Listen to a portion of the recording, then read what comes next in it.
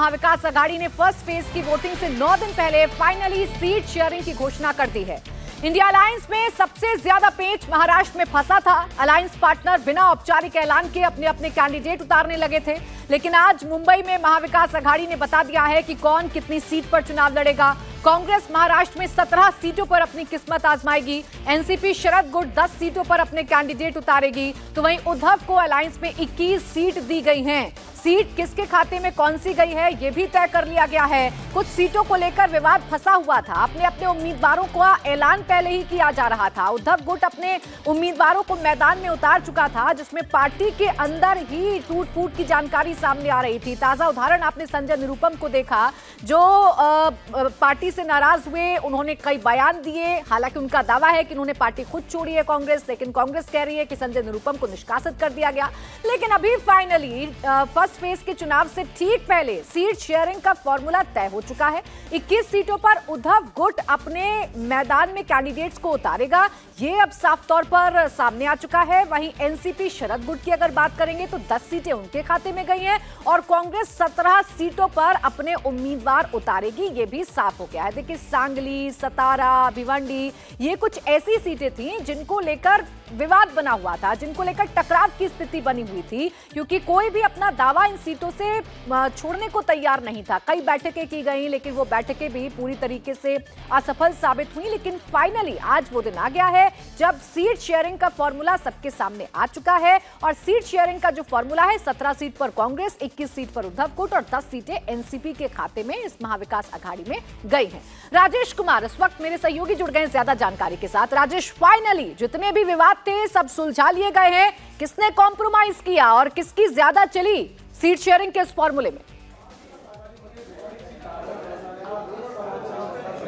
देखिए, इसमें seat sharing का जो फॉर्मूला इंडिया अघाड़ी ने यहां पर महाराष्ट्र में जाहिर किया है, इसमें एक बात तो साफ है कि कांग्रेस को पीछे हटना पड़ा है। कांग्रेस की राज्य इकाई को पीछे हटना पड़ा है। जिस तरीके से पिछले कुछ दिनों से हम देख रहे थे कि काफी अग्रेसिव होकर कांग्रेस की राज्य इकाई कह रही थी कि अगर सीटें जो वो चाह रहे हैं अगर नहीं मिली तो फ्रेंडली फाइट के लिए जाने के लिए भी तैयार है। यानी कि सांगली की सीट या फिर भिवंडी की सीट या फिर मुंबई साउथ सेंट्रल की सीट यानी कि दक्षिण मध्य मुंबई की सीट, इन 3 सीटों को लेकर कांग्रेस काफी अग्रेसिव थी और वो कह रही थी कि इन सीटों पर वो चुनाव लड़ेंगे ही। लेकिन भिवंडी की सीट शरद पवार ने पहले ही अपना उम्मीदवार जाहिर कर दिया था उस सीट पर। वहीं सांगली पर शिवसेना की तरफ से उम्मीदवार जाहिर कर दिया गया और इन दोनों सीटों को लेकर और साथ ही मुंबई साउथ सेंट्रल की सीट पर भी शिवसेना ने अपना उम्मीदवार जाहिर कर दिया था। तो कहीं ना कहीं कांग्रेस को पीछे हटना पड़ा है, कांग्रेस की राज्य इकाई को पीछे हटना पड़ा है। जिस तरीके से संजय राउत पिछले कुछ दिनों से बड़े ही कॉन्फिडेंटली कह रहे थे कि उनकी आला कमान से बात हो गई, यही वजह है कि उन्होंने सांगली में भी कैंडिडेट दिया है, उन्होंने साउथ सेंट्रल में भी कैंडिडेट दिया है और भिवंडी में एनसीपी ने कैंडिडेट दिया है। तो इसमें अगर चली है तो वो शिवसेना यूबीटी की चली है। 21 सीटों पर वो चुनाव लड़ रहे हैं और अगर कोई पीछे हटा है इस पूरे समझौते में तो वो कांग्रेस नजर आ रही है। दिनेश मौर्य भी हमारे साथ है। दिनेश, सांगली की सीट बड़ी नाक का सवाल बन गया था कांग्रेस के लिए और साथ ही यूबीटी के लिए, लेकिन पीछे हटना पड़ा कांग्रेस को। जी बिल्कुल, देखिए, दिल्ली आलाकमान से बाकायदा बातचीत हुई और दिल्ली आलाकमान ने साफ तौर पे कहा है कि उन्हें जरूरत है शरद पवार की, उद्धव ठाकरे की, इन्हें वो नाराज नहीं कर सकते और इसीलिए राज्य कांग्रेस की बात को अनसुना करते हुए दिल्ली आलाकमान द्वारा ये फैसला लिया गया। लेकिन अभी भले ही ये कह रहे हो कि समझौता हो गया हो, लेकिन जमीनी स्तर पर सांगली की सीट, भिवंडी की सीट, मुंबई की 2 बड़ी सीटें हैं, वहां पर जो लोकल यूनिट है उसकी मदद कितने हद तक मिलेगी ये बड़ा सवाल होगा। लोकल यूनिट की बात दिनेश कर रहे हैं। सांगली में संजय राउत पिछले 3 दिनों से वहां पे कैंप कर रहे थे, लेकिन कांग्रेस के लोगों ने सांगली में हाथ खड़े कर दिए। उन्होंने कहा कि हम आपके कैंडिडेट का प्रचार नहीं करेंगे। हालांकि यहां पर प्रेस कॉन्फ्रेंस में बड़े नेता तो नजर आए, लेकिन जमीन पर किस तरीके से ये नेता या कार्यकर्ता एक साथ नजर आते हैं, ये बहुत बड़ा चैलेंज होगा। और ये सवाल जब प्रेस कॉन्फ्रेंस में चुनौती अभी कम नहीं हुई है राजेश। सीट शेयरिंग का फॉर्मूला तय तो हो गया है और जैसा कि आप बता रहे हैं कि कांग्रेस को एक स्टेप पीछे लेना पड़ा है और अगर चली है सीट शेयरिंग के इस फॉर्मूले में किसी की तो वो उद्धव गुट की चली है। अब कांग्रेस इसे कैसे आगे लेकर जाएगी, कैसे अपने राज्य इकाई की जो नाराजगी है उसको को झेलेगी, कैसे बैलेंस किया जाएगा? एक एक करके बड़े नेता तो महाराष्ट्र में कांग्रेस को छोड़ ही चुके हैं। आगे क्या कांग्रेस के लिए ये मुसीबत बनी रहेगी? ये कई सवाल हैं जिनसे कांग्रेस को जूझना है। लेकिन आइए आपको बताते हैं किसको कौन सी सीट मिली है। कांग्रेस को नांदेड़, नागपुर, पुणे सीट दी गई है। North Mumbai central north seat Congress के खाते में गई है। इसके अलावा जालना, लातूर, सोलापुर सीट भी कांग्रेस को मिल चुकी है।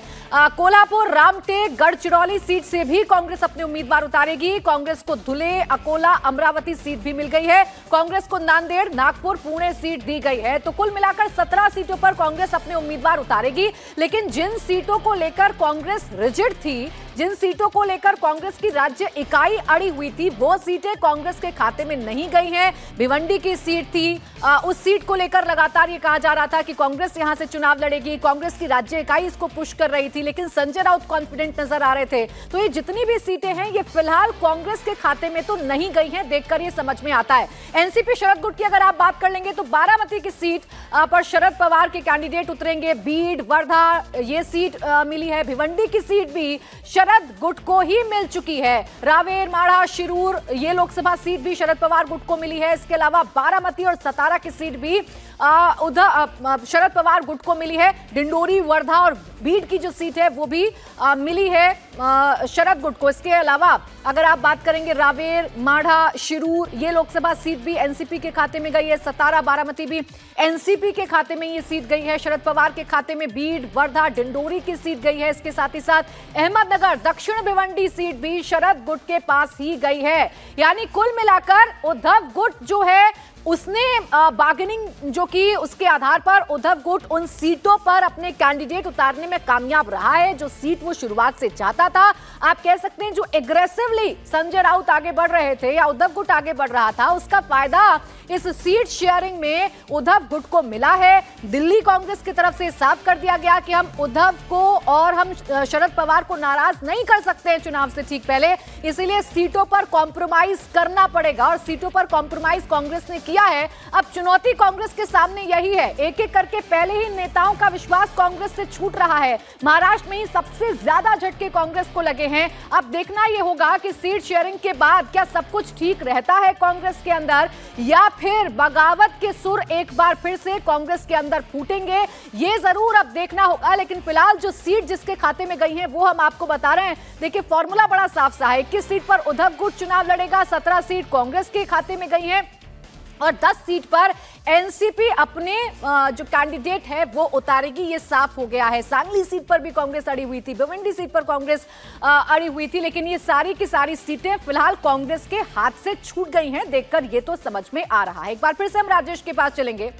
राजेश, सब कुछ तो तय हो गया और सीट शेयरिंग का फॉर्मूला भी आ गया, सबने बता भी दिया ऑल इज वेल है, लेकिन कांग्रेस जिस चुनौती से जूझ रही है, अपने ही जब बगावती सुर उठा रहे हैं, उसे कैसे जस्टिफाई करेगी कांग्रेस या कैसे डैमेज कंट्रोल करेगी अपने राज्य इकाई की नाराजगी को?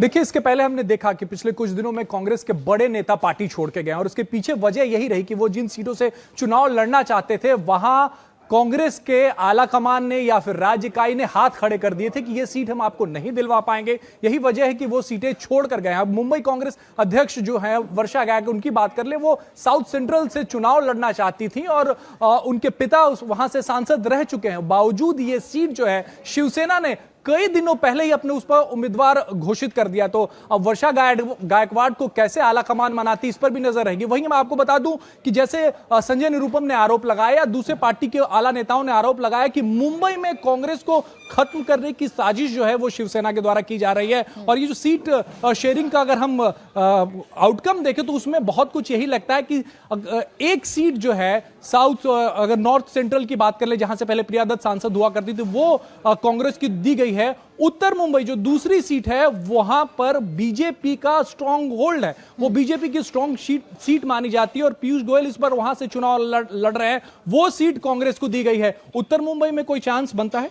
देखिए, पीयूष गोयल के सामने उन्हें कैंडिडेट तक नहीं मिल रहा है। ना ठाकरे सेना को कैंडिडेट मिल रहा था, ना ही कांग्रेस पार्टी को कैंडिडेट मिल रहा था। और यही वजह, दोनों में ये सीट को लेकर चल रहा था कि शिवसेना कह रही थी कि कांग्रेस आप ये सीट को ले लीजिए, कांग्रेस का कहना था कि हमें ये नहीं, हमें दूसरी सीट चाहिए, आप हमें वो सीट दीजिए, ये सीट आप अपने पास रख लीजिए। तो ये बता रहे कि ये जो पर्टिकुलर सीट कांग्रेस को दी गई है, वो कांग्रेस को पता है कि भले ही समझौते के तहत उनके पास आ गई हो, लेकिन इस सीट से जीतने की संभावनाएं बहुत कम है। एक ये चीज। दूसरी, 10 साल पहले तक इसी मुंबई शहर में कुल 6 की 6 सीटों पर कांग्रेस पार्टी जीतती थी, लेकिन 10 साल के भीतर किस तरह के हालात हो गए कि मुंबई जैसे शहर में सिर्फ 2 सीटें कांग्रेस पार्टी को मिल रही है, और वो भी उस शहर में जहां पर बहुत बड़ा जनाधार था। लेकिन आज इस पूरे सीट बंटवारे से ठाकरे ने बता दिया है कि मुंबई पर न सिर्फ उनकी पकड़ है, पूरे महाविकास आघाड़ी पर उनकी पकड़। और इस शिवालय में जो शिवसेना का मुख्यालय है, वहां पर प्रेस कॉन्फ्रेंस होना, सभी को साथ लाना, ठाकरे ने बता दिया कि इस पूरे गठबंधन का अगर कोई सरदार है तो वो है। बिल्कुल, देखिए यहां पर प्रेस कॉन्फ्रेंस होना, प्राची, ये भी बड़ी बात है क्योंकि ये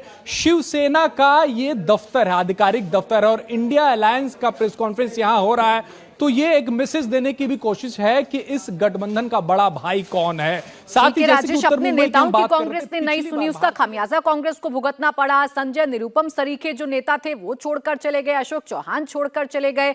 ये सबसे बड़ा सवाल कांग्रेस के सामने है कि अपने ही नेताओं की आखिर कांग्रेस क्यों नहीं सुन रही है। महाराष्ट्र में महाविकास आघाड़ी गुट ने फाइनल कर लिया है कि उनका सीट शेयरिंग कैसे हो रहा है, और वो लगातार प्रधानमंत्री नरेंद्र मोदी पर हमलावर हैं। इसका जवाब प्रधानमंत्री नरेंद्र मोदी ने दिया है। प्रधानमंत्री मोदी के उद्धव गुट को नकली सेना बताने वाले बयान पर भी उद्धव ठाकरे ने पलटवार कर दिया है। पीएम लगातार हमलावर रहते हैं, लेकिन इस पर उद्धव ठाकरे ने पलटवार किया है। उद्धव ठाकरे ने कहा कि बयान प्रधानमंत्री का नहीं बल्कि एक करप्ट पार्टी के नेता का है। उद्धव ने बीजेपी को वसूली करने वाली पार्टी करार दिया है।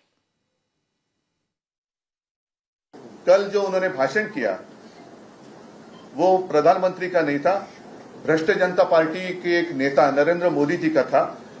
मैंने पहले भी कहा है कि चुनाव अब शुरू हुआ है, चुनाव की तैयारी शुरू हुई है। प्रधानमंत्री अगर एक पार्टी का प्रचार करने लगे तो वो अच्छी बात नहीं है।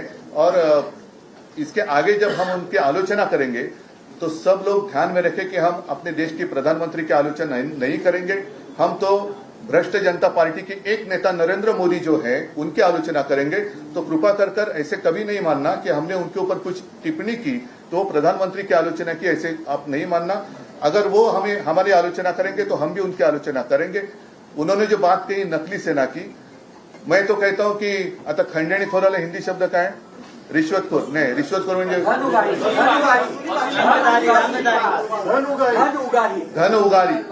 धन उगारी पार्टी के एक नेता नरेंद्र मोदी जी है। सभी लोग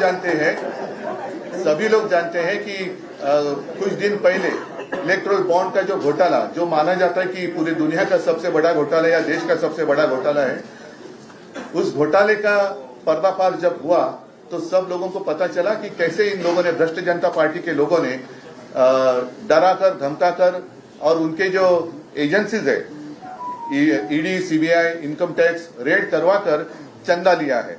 मतलब चंदा दो और धंधा लो। तो ये तो अभी जो आपने क्या कहा, धन उगाई जो करते हैं, नवीन शब्द है, वसुली पार्टी आहे, वसुली सेना आहे, त्यांच्या सोबत जी आहे ती वसुली सेना आहे।